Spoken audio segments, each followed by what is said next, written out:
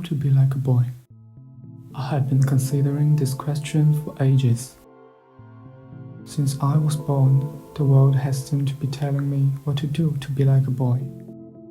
To be a boy, I must keep my hair short. I must wear blue.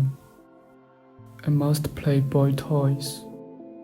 I must speak in a low tone. I must be tough and don't cry. I felt uncomfortable with those rules. People just said, that's unnatural. But what's natural? Nature creates variety.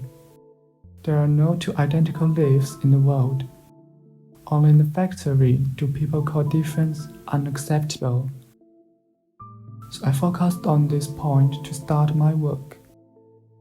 I chose several artificial products as a metaphor for society's expectations of boys.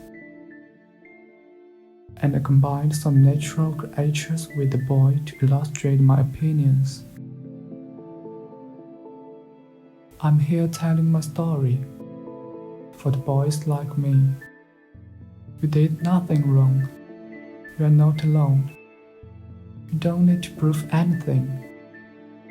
We have been boys since the early beginning.